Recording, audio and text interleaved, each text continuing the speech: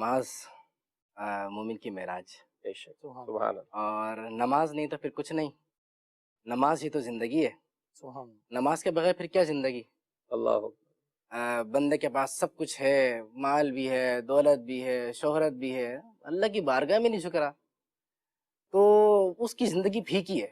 بلکہ پھیکی نہیں، اس کی زندگی کڑوی ہے کہ وہ نماز سے دور ہے. اور نماز کی تو بڑی اہمیت ہے کہ نماز تو وہ عبادت ہے جو اللہ کے نبی صلی اللہ علیہ وآلہ وبارک وسلم کو معراج کی رات آسمانوں کی بلندیوں پر عطا فرمائی گئی. سبحان اللہ، اللہ. یعنی یہ جو تحفہ ہے زمین پر نہیں بلکہ آسمانوں کی بلندیوں پر ملا ہے. کیا بات، اور یہ دیکھیں نا کہ نماز تو ایک فرض ہوئی 50 نمازیں، اور پھر ہمارے لیے رب کائنات نے آسانیاں فرمائی موسیٰ علیہ السلام کے وسیلے، آپ کے واسطے سے، کہ 50 نمازیں آپ کو اللہ کے نبی صلی اللہ علیہ وآلہ وسلم کی امت کو عطا کی گئیں. موسیٰ علیہ السلام نے فرمایا کہ یا رسول اللہ آپ کی امت نہیں پڑھ سکے گی. اللہ 5 کم ہوئی، 5 کم ہوئی، 5 کم ہوئی، یہاں تک کہ 50 سے 5 رہ گئیں. تو اللہ تبارک و تعالیٰ نے ارشاد فرمایا کہ محبوب تمہاری امت پڑھے گی 5 لیکن ثواب 50 ہی کا ملے گا. کیا بات، کیونکہ جو ہماری بات ہے ہم اپنی بات سے پھرا نہیں کرتے. 50 نمازیں فرض کی تھی، پڑھے گا 5 لیکن ثواب جو ہے وہ 50 نمازوں کو عطا کیا جائے گا. تو یہ تو ہمارے لیے بڑی سعادت کی بات ہے. اور نماز کا اگر دیکھیں تو 24 گھنٹوں میں جو 1440 منٹ بنتے ہیں تو ان میں صرف اور صرف اپروکسیمیٹلی اندازہ لگائیں تو تقریباً 85 منٹ یعنی 1 گھنٹہ 25 منٹ بنتے ہیں صرف نماز پڑھنے کے لیے. باقی 1355 منٹ اپنا جائز کام دینی دنیاوی بندہ سب کچھ کر سکتا ہے. اس کے باوجود بھی اگر نماز سے محروم رہا تو سمجھے وہ بڑی نعمت سے محروم ہو گیا. اللہ کریم قرآن مجید فرقان حمید نماز اور نمازی کے متعلق والذین هم علی صلواتہم یحافظون، سبحان اللہ فرماتا ہے اور وہ جو اپنی نمازوں کی نگہبانی کرتے ہیں، سبحان اللہ، فرمایا اولئک هم الوارثون، یہی لوگ وارث ہیں، الذین یرثون الفردوس هم فیہا خالدون، فرمایا یہی لوگ وارث ہیں کہ فردوس کی میراث پائیں گے اور اس میں ہمیشہ رہیں گے. تو سبحان نمازی جو ہیں وہ جنت کے اندر ہمیشہ رہیں گے. آگے اللہ کریم قرآن مجید فرقان حمید میں ایک اور جگہ ارشاد فرماتا ہے وَأَقِيمُوا الصَّلَاةَ وَآتُوا الزَّكَاةَ وَأَطِيعُوا الرَّسُولَ لَعَلَّكُمْ تُرْحَمُونَ. اللہ کریم نے ارشاد فرمایا اور نماز برپا رکھو اور زکوٰۃ دو اور رسول کی فرما برداری کرو اس امید پر کہ تم پر رحم ہو. اللہ. آپ نے دیکھا ہوگا کہ کہا جاتا ہے کہ اللہ رحم فرمائے گا، اللہ رحم فرمائے گا، اللہ کرم کرے گا. تو دیکھیں یاد رکھیں اللہ کی جو رحمت کا تعلق ہے، اللہ نے قرآن مجید فرقان حمید میں اپنی رحمت کا تعلق ارشاد فرمایا نماز سے. اقیموا الصلاۃ لعلکم ترحمون، نماز پڑھو تاکہ تم پر رحم ہو، زکوٰۃ دو تاکہ تم پر رحم ہو، رسول کی فرما برداری کرو تاکہ تم پر رحم ہو. ایک اور جگہ فرمایا واتقوا اللہ لعلکم ترحمون، اللہ سے ڈرو تاکہ تم پر رحم ہو. تو علماء نے فرمایا جو آپ دیکھیں کہ اللہ سے ڈرنے کے ساتھ فرمایا تم پر رحم ہو، نماز کے ساتھ فرمایا تم پر رحم ہو، زکوٰۃ کے ساتھ فرمایا تم پر رحم ہو، اپنا اللہ کے رسول کے فرما برداری کے ساتھ فرمایا تم پر رحم ہو.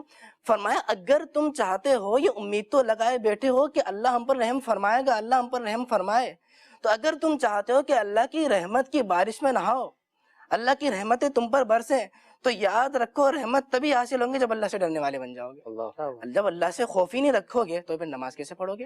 جب اللہ سے خوف ہی نہیں رکھو گے تو پھر زکوٰۃ کیسے دو گے؟ جب اللہ سے خوف ہی نہیں ہوگا تو رسول کی فرما برداری کیسے کرو گے؟ جب اللہ سے خوف نہیں ہوگا تو پھر اللہ کی فرما برداری کیسے کرو گے؟ اللہ نے جن کاموں کے کرنے کا حکم دیا ہے ان کو پھر کیسے کرو گے؟ جن سے بچنے کا حکم دیا ان سے کیسے بچو گے؟ کہا رحم کی امید تو رکھتے ہو لیکن رحم والے کام نہیں کرتے، تو بتاؤ پھر رحم کیسے ملے گا؟ اگر تم یہ چاہتے ہو جو رحمت کا دعویٰ کرتا ہے اللہ ہم پر رحم فرمائے گا، تو اللہ ضرور رحم فرمائے گا، لیکن اس نے طریقہ ارشاد فرما دیا ہے کہ نماز قائم کرنے والے بن جاؤ تم پر رحم ہوگا. تو اگر ہم چاہتے ہیں کہ ہم پر رحم ہو، ہم پر رحمتیں ہوں، ہم پر برکتیں ہوں، تو اللہ کریم نے قرآن مجید فرقان حمید میں ہمیں اس کا طریقہ ارشاد فرما دیا ہے کہ بندہ جو ہے وہ نماز پڑھنے والا بن جائے. نماز کے مختلف فضائل و برکات ہیں، میں کچھ عرض کرتا ہوں مزید. نمبر 1 فضیلت، اللہ پاک کی خوشنودی کا سبب نماز ہے. سبحان اللہ، بندہ چاہتا ہے اللہ راضی ہو جائے، نماز پڑھنا شروع کر دے. ایک بزرگ رحمۃ اللہ تعالی علیہ کے بارے میں آتا ہے کہ انہوں نے کہا کہ اگر میرے سامنے 2 چیز رکھی جائے نا، ایک جنت اور ایک نماز، بھئی 2 رکعت نماز پڑھنی ہے اور یہ جنت ہے، دونوں میں سے کیا چوز کرو گے؟ تو آپ نے فرمایا میں نماز کو چوز کروں گا. اللہ، تو پوچھا حضور لوگ جنت کی طلب میں کر رہے ہوتے ہیں، بھاگ دوڑ، صبح اٹھنا، اللہ کی عبادت وغیرہ، اور اتنا کچھ جنت کی طلب میں کر رہے ہوتے ہیں، اور آپ کہہ رہے ہیں میں جنت کے بجائے 2 رکعت نماز کو ترجیح دوں گا. حضور کیا وجہ کیا ہے، ماجرا کیا ہے؟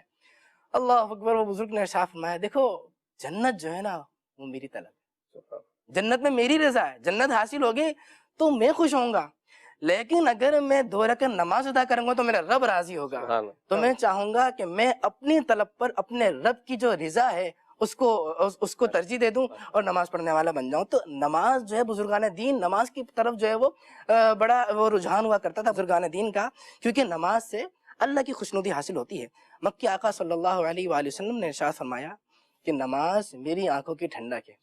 ہم عشق رسول کے گن گاتے ہیں، ہم عاشق رسول ہونے کے دعویٰ بھی کرتے ہیں، ہم کہتے ہیں کہ نبی صلی اللہ علیہ وآلہ وسلم پر میرے نبی پر میری جان قربان ہے، اور وہ نبی کہہ رہے ہیں کہ نماز میری آنکھوں کی ٹھنڈک ہے. ارشاد فرمایا اور ہم نماز سے دور ہو کیسے ہو سکتا ہے. ایک اور فضیلت ہے کہ انبیاء کرام کی سنت نماز ہے. نماز اندھیری قبر کا چراغ ہے. کون نہیں چاہتا کہ اس کی قبر سے جو ہے وہ اندھیرا دور ہو جائے، کون نہیں چاہتا کہ اس کی قبر میں نور ہو. ایک حدیث شریف میں اللہ کے نبی صلی اللہ علیہ وسلم نے ارشاد فرمایا الصلاۃ نور، نماز نور ہے. تو اس کی شرح میں 3 اس کی شروحات بیان کی گئی ہیں. اس میں ایک شرح ہے کہ نماز نور ہونے کا مطلب یہ ہے کہ کل بروز قیامت قبر میں، میدان محشر میں، جہاں جہاں اندھیرا ہوگا، جہاں جہاں اسے تکلیف ہوگی، تو قبر میں، حشر میں، قیامت میں الصلاۃ نور کا مطلب یہ ہے کہ نماز نور بن کر آئے گی اور اندھیرے سے اسے نجات دلائے گی. ایک اور فضیلت کے بارے میں آتا ہے کہ نماز عذاب قبر سے نجات دلاتی ہے. نماز قیامت کی دھوپ میں سایہ ہے. نماز پل صراط کے لیے آسانی ہے. فرمایا نماز جنت کی کنجی ہے. اور ارشاد فرمایا نماز جہنم کے عذاب سے بچاتی ہے. نماز سے رحمت نازل ہوتی ہے. اللہ پاک بروز قیامت نمازی سے راضی ہوگا. نماز دین کا ستون ہے. نماز سے گناہ معاف ہوتے ہیں.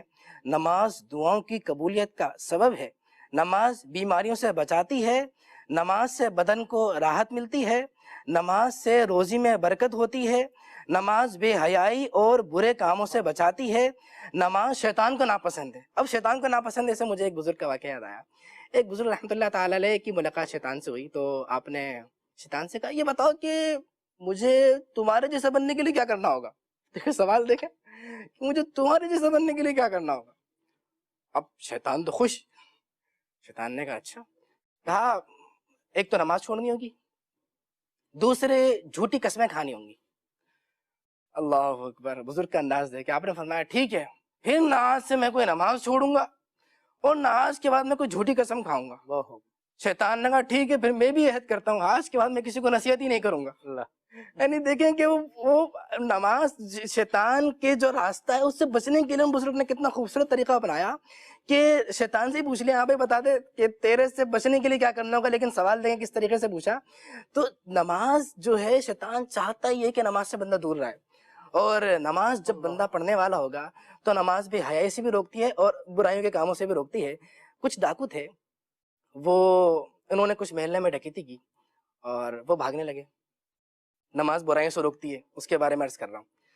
تو لوگوں نے دیکھ لیا کہ ڈکیتی ہوئی ہے محلے میں، تو لوگ بھی ان کے پیچھے کرنے کے لیے ان کے پیچھے دوڑے.